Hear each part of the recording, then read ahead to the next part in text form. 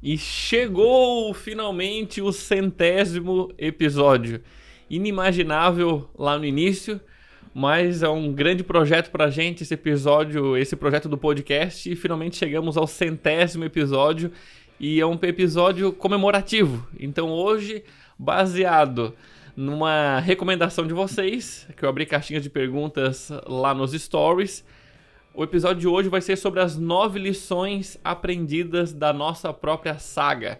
Erros que nós cometemos, acertos, o que a gente não faria de novo, o que foi importante para o nosso crescimento, e espero que você consiga extrair o melhor dessas lições para poder vivenciar no seu negócio também.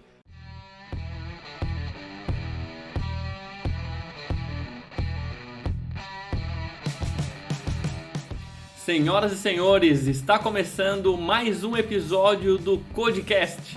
Aqui você encontra a visão estratégica para vencer no ringue do digital, feito para donos de negócios locais que querem enfrentar desafios maiores. Estamos também no Instagram, @CodirectBR. E aí, preparado para encarar essa luta?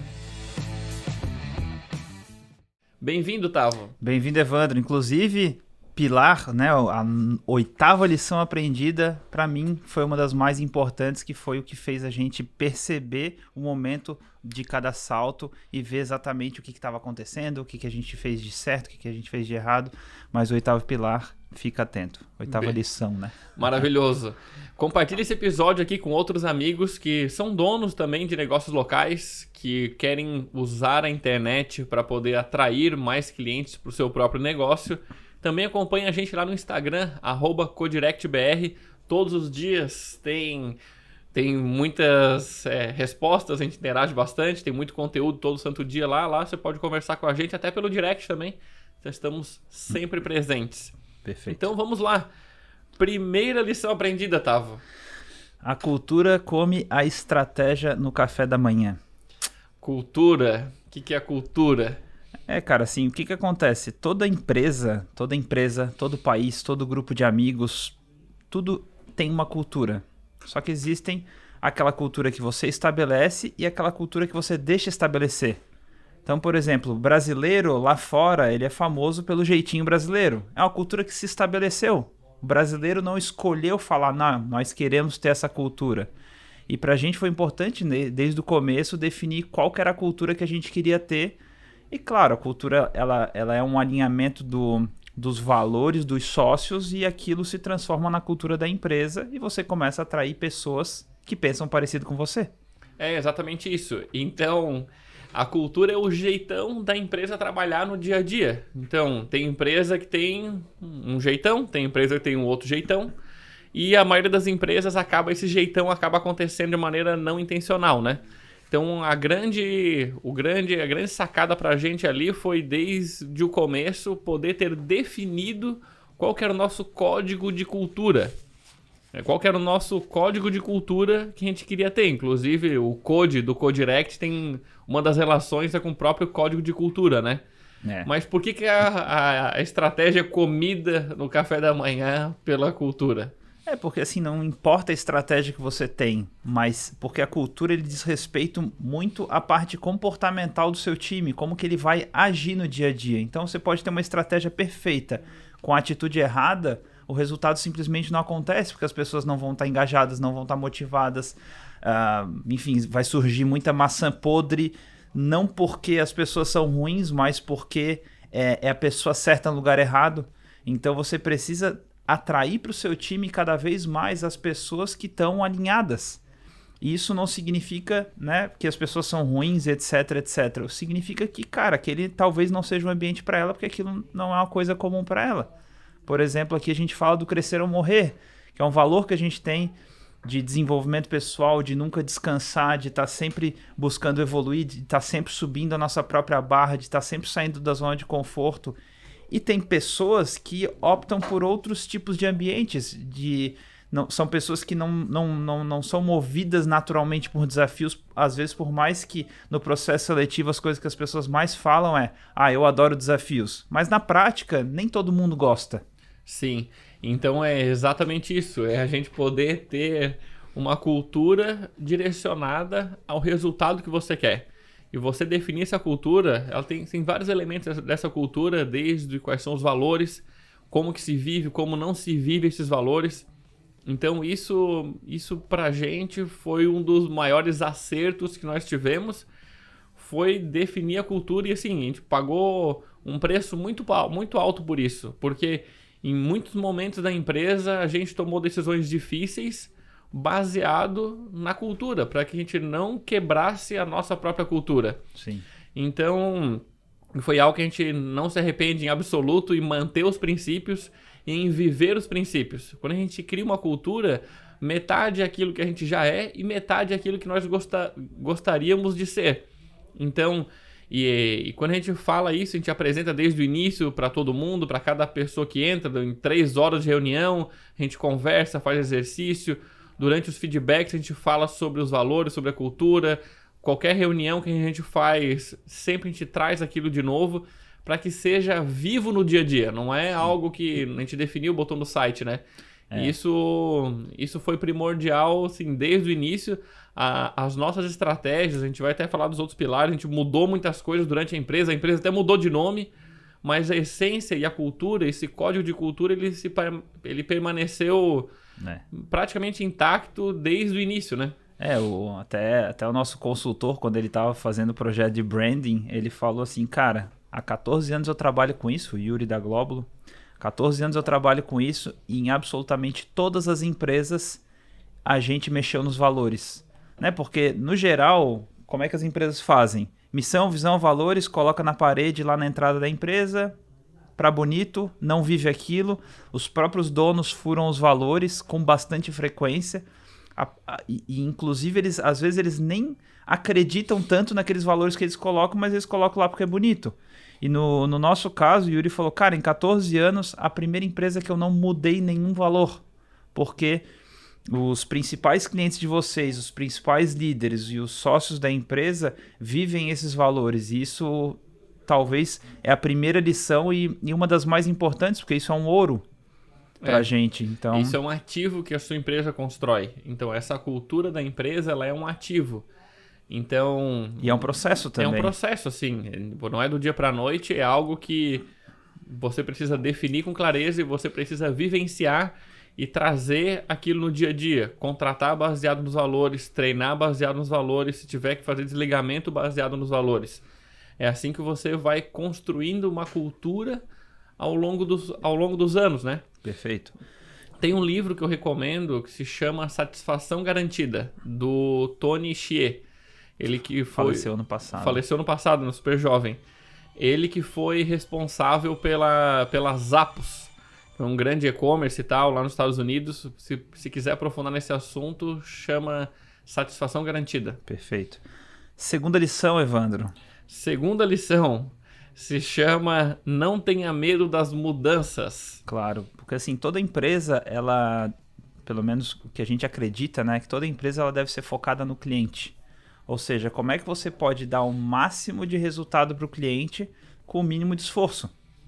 E desde o começo a gente sempre olhou para isso. Cara, como é que eu posso fazer algo que vá ser muito bom para o meu cliente e que seja lucrativo para a empresa? Né? Porque Sim. Tempo é dinheiro, não posso trabalhar 1.000 horas num projeto e cobrar por 100, entendeu? Então, o que a gente percebeu é que, tendo o cliente no centro, o modelo de negócio da empresa foi se ajustando às necessidades do cliente. Então, enfim, desde o começo, toda a nossa evolução em termos de modelo de negócio, etc., a gente brinca aqui na Codirect que a cada 6 meses acontece uma grande mudança na empresa. E até o Thiago Torres falou esses dias na reunião de líderes, né? Ele falou, cara, resiliência é a habilidade número 1 que a pessoa tem que ter aqui na empresa, porque as coisas mudam e a pessoa precisa ter flexibilidade para lidar com isso.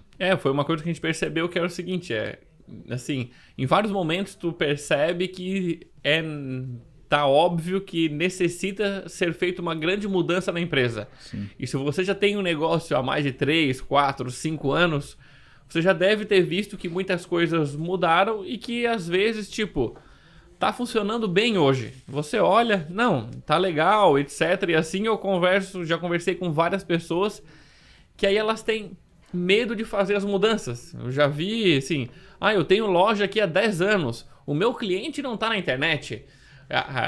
E assim, lá no fundo, ele sabe que para ele poder atrair clientes pela internet, ele vai ter que fazer uma mudança estrutural nele, ele vai ter que aprender coisas novas, ele vai ter que vai ter que fazer mudança na empresa de cultura e às vezes talvez vai ter que pessoas da equipe sair porque vai mudar e aí claro, putz, cara, tá confortável desse jeito, então não funciona, tem um probleminha, assim, eu vejo que cria um comodismo que o dono não quer tomar essa decisão difícil e passar pelo pepino que é fazer a mudança. Porque para algo ficar bom, primeiro fica ruim.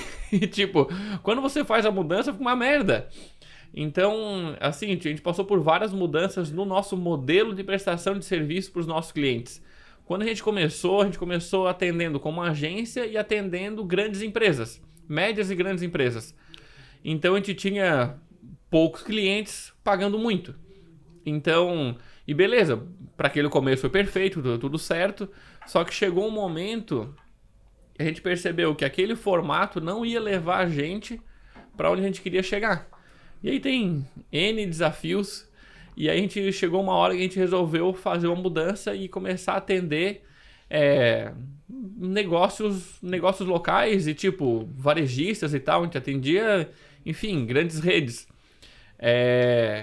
E essa mudança muito difícil, porque, tipo, para cada cliente tinha que ter 10 novos menores que bancava aquele cliente grande.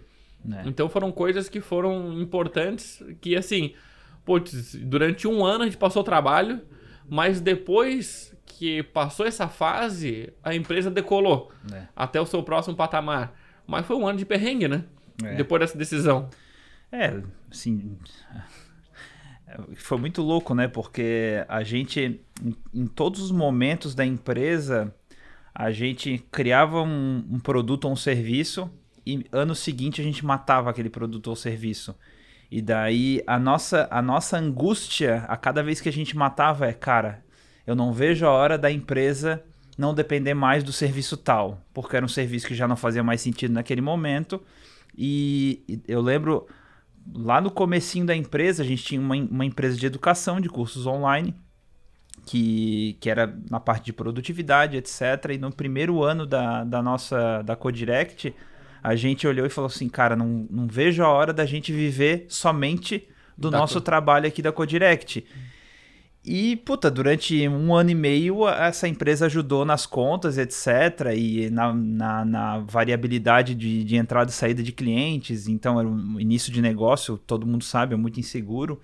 Então, a gente passava esses períodos e falava, cara, passou, beleza.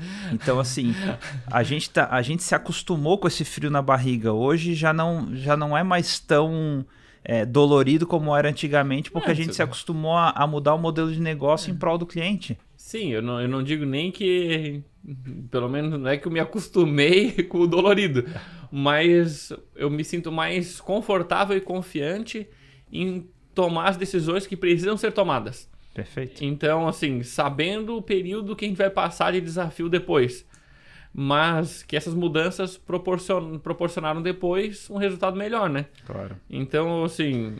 É fácil depois que aconteceu. Depois deu certo, né? Depois que passou o vale, assim, né? Por talvez bastante trabalho e bastante competência da nossa parte, do nosso time, a gente passou ileso, né? Cá estamos, podendo compartilhar as 9 lições desse período. Mas a grande verdade é que no momento que tu toma uma decisão que precisa virar e essa decisão consome tempo, energia, estômago dinheiro, e caixa da empresa, é difícil tomar a decisão. E daí eu entendo quando as pessoas falam que é difícil, porque tem A, porque tem B. Cara... E assim... todas essas decisões eu tomei pai de uma criança recém-nascida. Minha filha hoje está com 3 anos. E há 3 anos atrás eu tomei decisões difíceis. Há 2 anos eu tomei decisões difíceis. Há 1 ano. E hoje eu continuo tomando decisões difíceis junto do nosso time. Então, segunda lição foi: não tenha medo de fazer as mudanças que têm que ser feitas. Perfeito. terceira lição aprendida da nossa saga. Isso é o óbvio, mas assim, é o óbvio depois que tu faz, né? Tem um livro chamado Óbvio Adams, que inclusive ele é recomendado para todo mundo que entra na empresa, é um dos nossos itens do Código de Cultura, que assim, cara, seu cliente pode pagar mais. Ficou óbvio em alguns momentos da empresa que o preço deveria aumentar, mas ficou óbvio depois que tu passou pela turbulência. Por exemplo, quando a gente saiu da sede anterior para essa sede aqui, a gente deveria antes ter muito aumentado o preço, criado muito caixa, porque a gente previu que ia gastar, sei lá, 50 mil nessa sede aqui, gastou 120. Quem entendeu? nunca, né? Então, assim, porque assim, tem coisas que vão aparecendo, né? Esses dias eu estava conversando com o Ademir, ele tá no escritório novo, colega nosso, da Berlim Ambiental, e daí eu falei isso pra ele, falei, cara, tu vai pro escritório novo, surgem custos que tu não tinha previsto. Ele, mas o que pode surgir de diferente de A, B, C, D e E? Vai surgir. Não sei, mas vai aparecer, fica tranquilo. Aí esses dias, essa semana ele me ligou, ele, Otávio, porra, cara, tu tinha falado é real. Agora eu tô tendo um gasto com papel higiênico e do não sei das quantas que eu não tinha previsto e agora tendo que comprar pano disso e não sei o que daquilo. Eu falei, meu querido. Vai aparecendo. Mas o fato é, a gente tava ficcionado no crescimento, isso era 2017. E cliente, conseguindo atender bem, etc. E batendo as metas de vendas e tendo bom resultado com os clientes.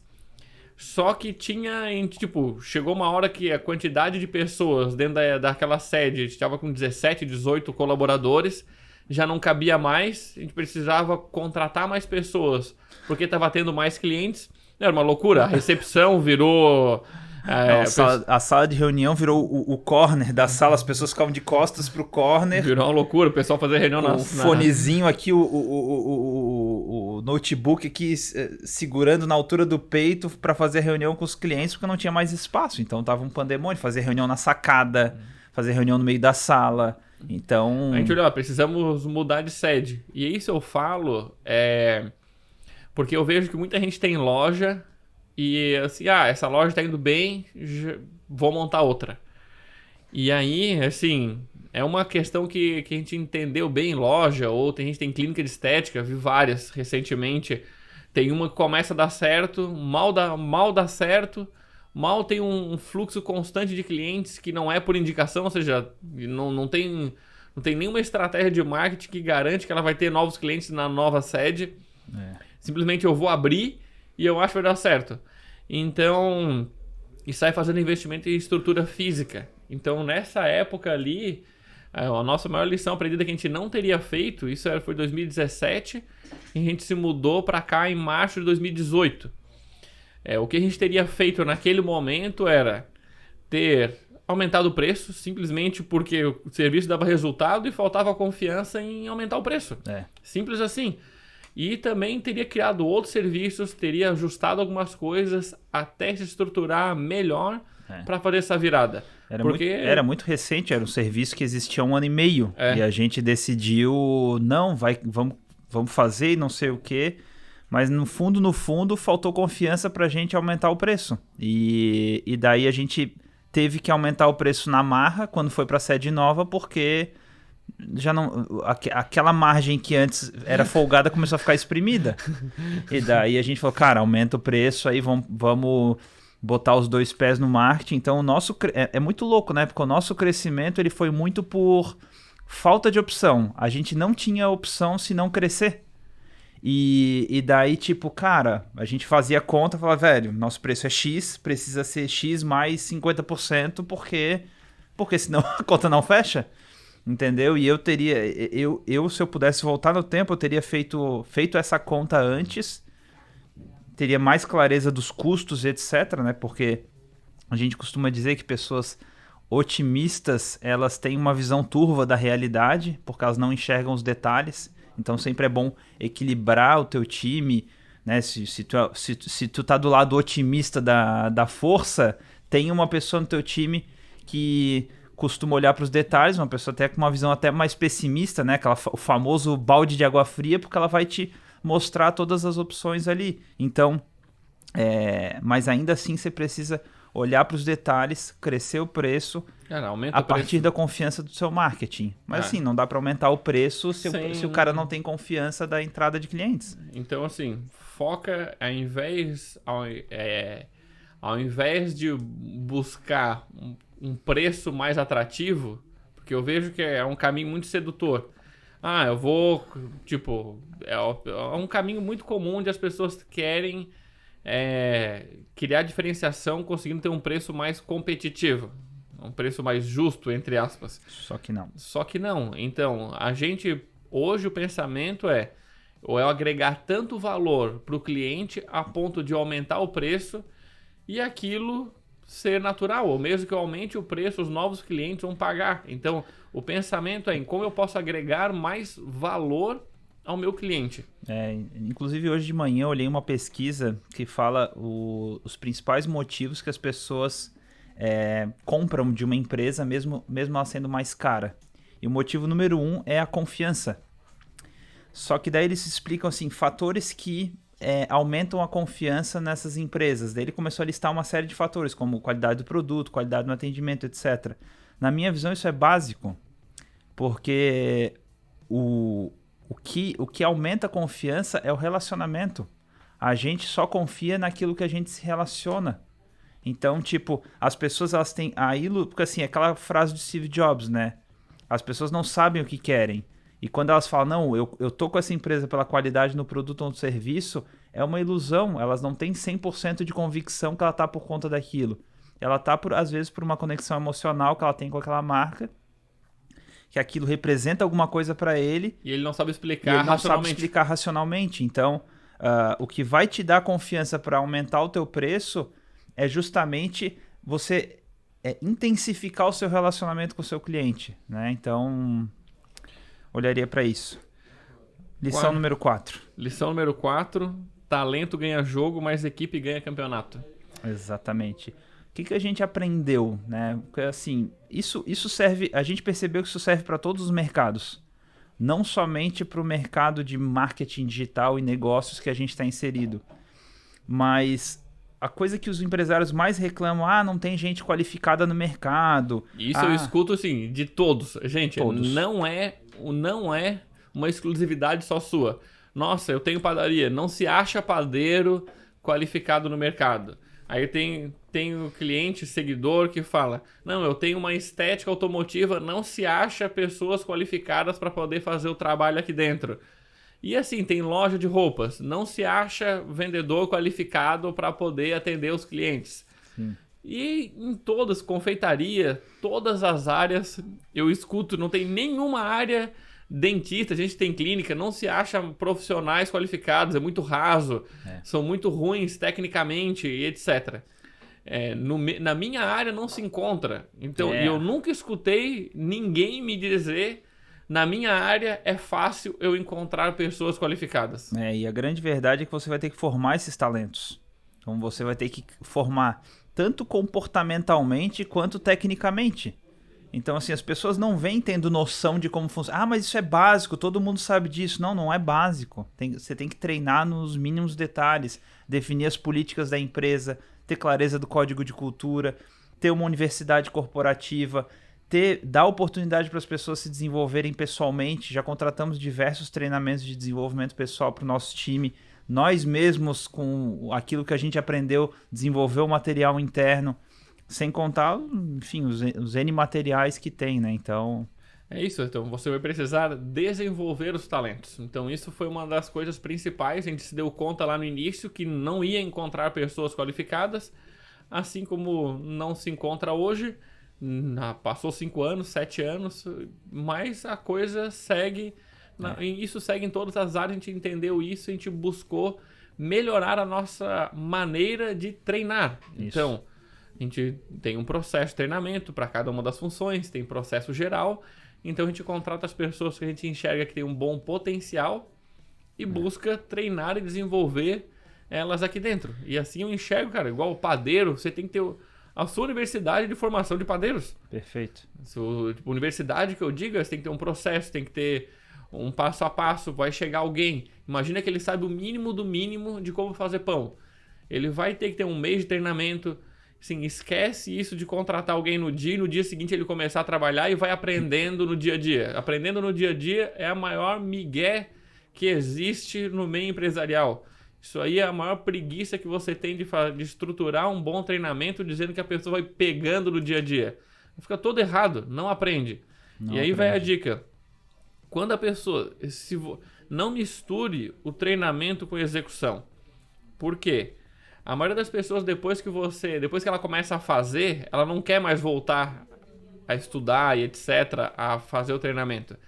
Então, o grande lance entrou, tem que ter um período de treinamento. Aí tem funções nossas que duram 2 semanas, tem função que dura 1 mês, mas nessa faixa aí a pessoa está em treinamento. Ela não está trabalhando, está em treinamento. E quanto melhor você treina, melhor o resultado que você vai ter depois. É muito louco. Hoje a gente tem próximo de 40 funcionários na equipe e é muito legal porque a gente ficou bom em treinar gente. Então, é normal ter, por exemplo, um estagiário, em 3 meses esse cara está atendendo e dando aula para empresário. Então, se a gente ficou tão bom em treinar um estagiário, uma pessoa que vem muito crua da universidade, cara, treinar empresário a gente faz com o pé nas costas, entendeu? Então, olhar para isso como o seu maior ativo. As empresas, eu falei isso em alguns episódios atrás, mas hoje todas as empresas são empresas de educação. Então, se você tiver o hábito de treinar pessoas, nunca vai faltar bons colaboradores, porque a hierarquia de importância que a gente tem no processo seletivo primeiro ponto, e mais crucial, alinhamento cultural. Se a pessoa tem alinhamento cultural, já está 80% do caminho adiantado.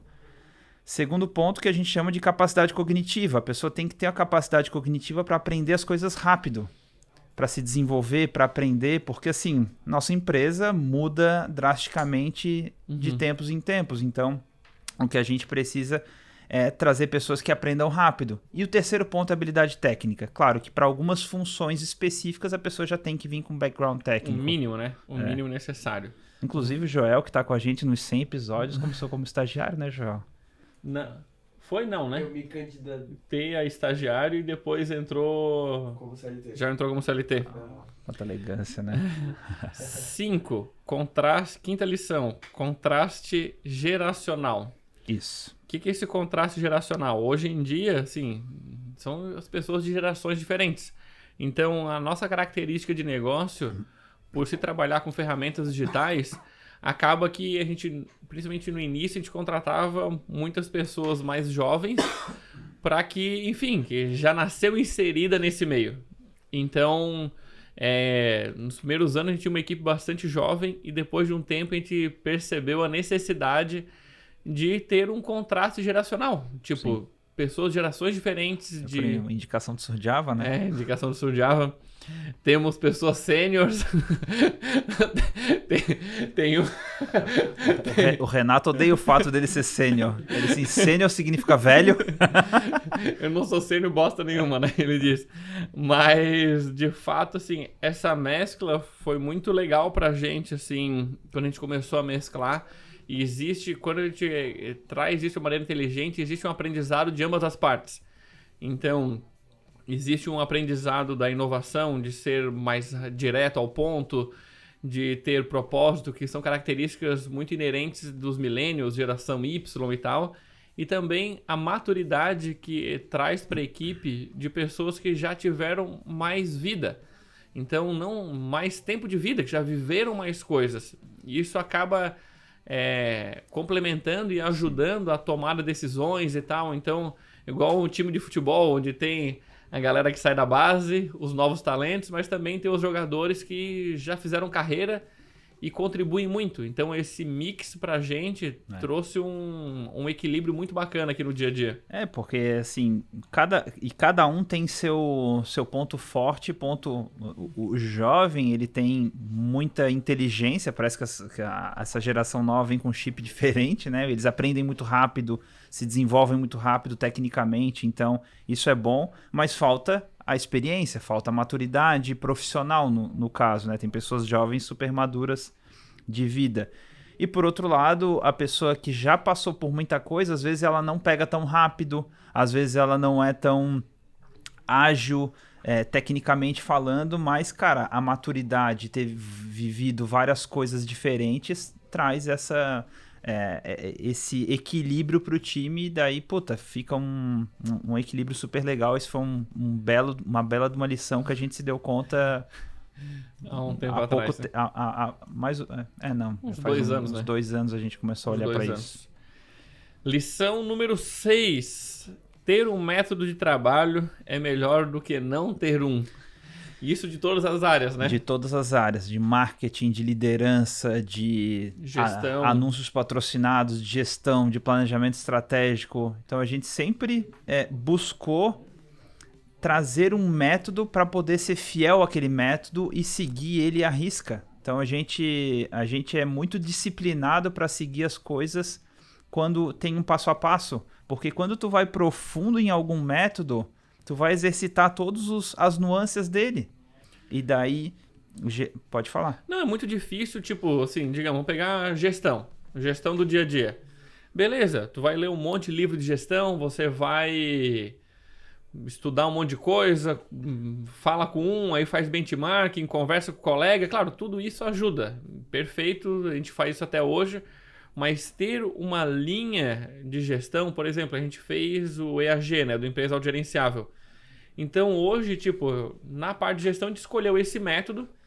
Não sei se é o melhor método que existe, mas, cara, ele é muito eficiente e eu sigo aquele passo a passo. Segue a risca? Eu sigo aquele passo a passo. Então, e não fico fazendo salada de fruta. Esse foi um dos grandes aprendizados, sabe? RH. Beleza. Pô, tem um monte de coisa sobre recursos humanos, mas se eu pego um método e eu sigo ele, uma filosofia, é igual a investimentos.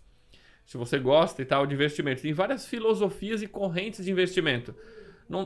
Se você mexe com investimento e tal, gosta de botar dinheiro na bolsa, em outras fontes de investimento, você sabe que tem correntes diferentes. Se você mistura, dá muita cagada.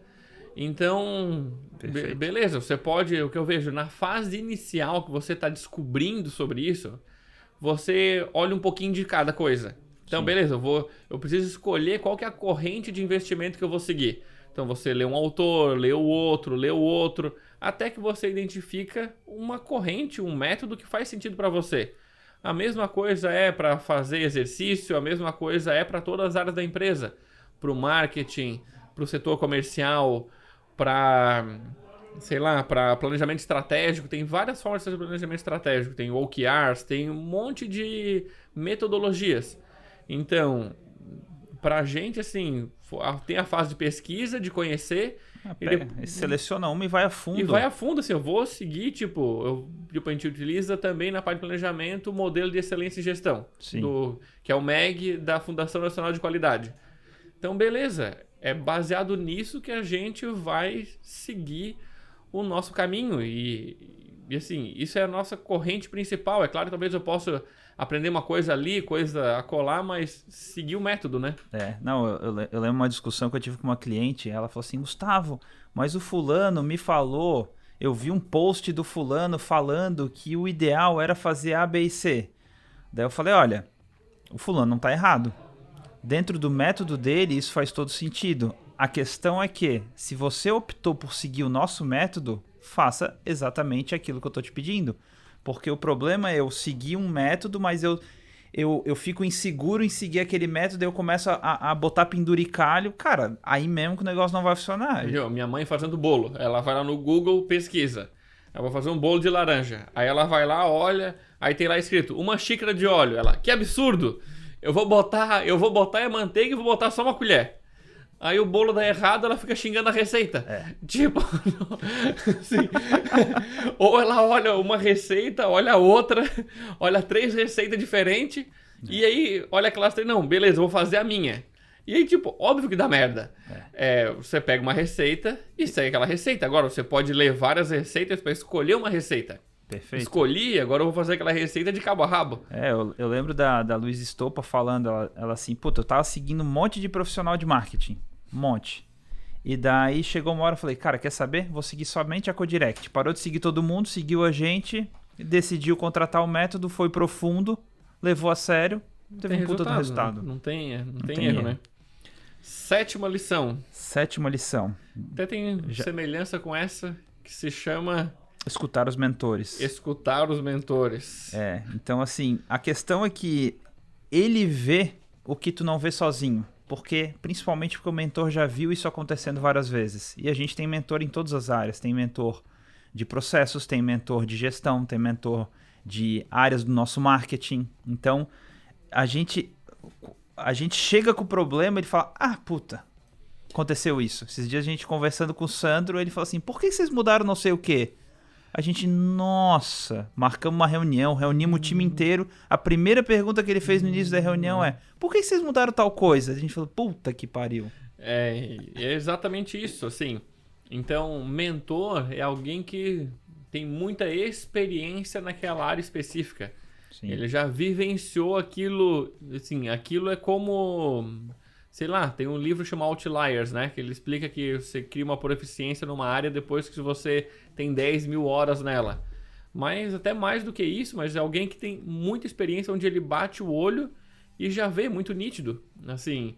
Então, assim, se cercar de mentores, ele não é uma pessoa que vai acompanhar plano de ação, que vai perguntar se você está motivado, que vai perguntar, e aí, tá fazendo, não fez? Não é.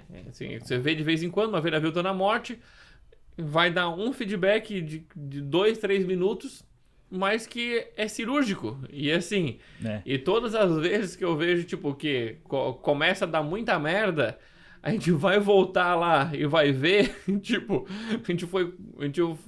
desviou do caminho da orientação que a gente tinha recebido. Por algum motivo a gente desviou.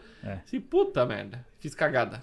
Volta pro básico. É isso. Então, o mentor, ele enxerga de longe quando tu sai do prumo, entendeu? E pela experiência dele, quando a coisa dá errado, mesmo achando que tá seguindo o método, mas mesmo quando a coisa dá errada, ele tem experiência para transitar em cima de um método, que geralmente um bom mentor, ele tem um método de trabalho, não necessariamente uma metodologia passo a passo, como a gente tem aqui na Codirect no Marca de Valor, mas ele tem um método de trabalho. Ele fala, cara, eu te dei orientação tal, não deu certo, então tenta B, tenta C. Ele vai ter experiência para te olhar. Então, a gente sempre teve mentores desde o começo da nossa jornada, desde antes, na verdade, da gente montar a Codirect, a gente já tinha mentores e segue tendo, e paga caro por eles porque vale ouro.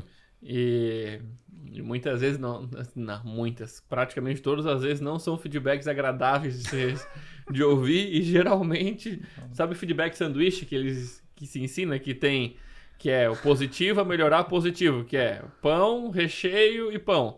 A maioria dos mentores dá feedback sem pão. É direto. Só recheio. É só recheio. Direto na pleura.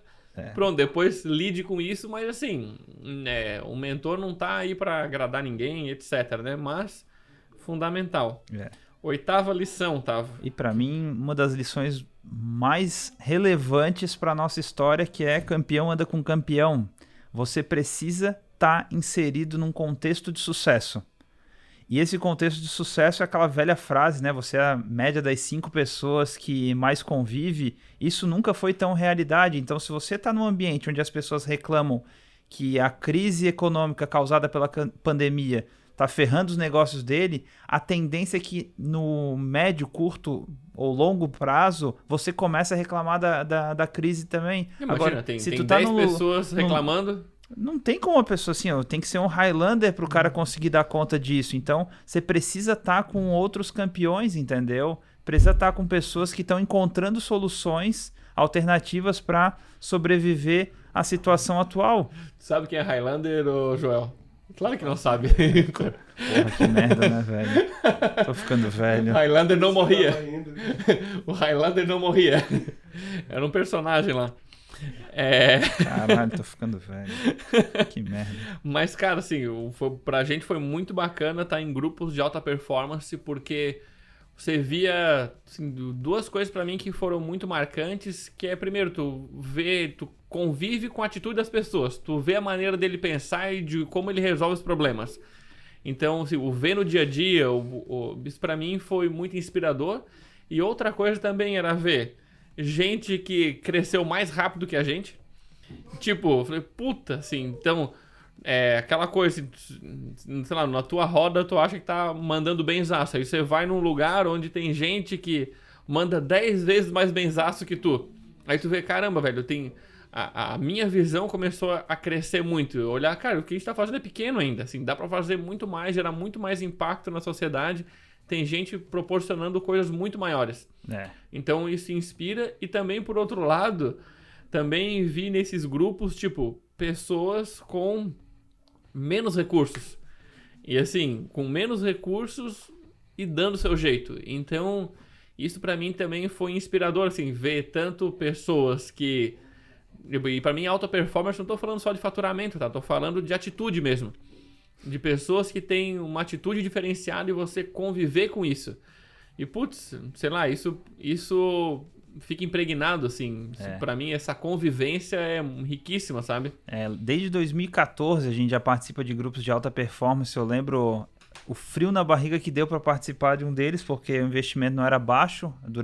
Era um período de 6 meses.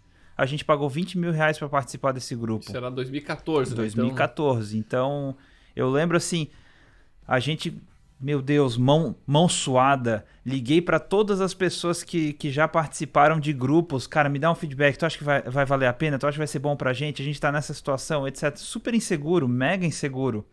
Mas algo dentro da gente dizia que a gente deveria fazer esse movimento. Eu lembro até hoje, a gente tinha 5 mil reais na conta. E a gente pediu para parcelar em 4 vezes. A gente deu a primeira parcela e correu para trabalhar, para entregar, para poder pagar a segunda, a terceira. Eu lembro até hoje, eu falando com o Alan, eu falei assim, Alan, eu vou te pagar a primeira parcela, não tenho dinheiro para pagar a segunda, mas eu vou dar um jeito de levantar esse dinheiro para pagar a segunda parcela. Nem que eu te pague com atraso, mas eu vou pagar. E por sorte eu atrasei. A gente atrasou o quê? Uns 5, 6 dias da segunda parcela. Porque, enfim, a coisa deu certo, funcionou. Sim. Entendeu? Então... Foi um alívio quando a gente chegou até o fim, mas sim, putz... Não foi nem um pouco fácil. Não foi porque fácil. Na época a gente faturava o quê? 100 e poucos mil por ano. Isso, em 2014 foi isso.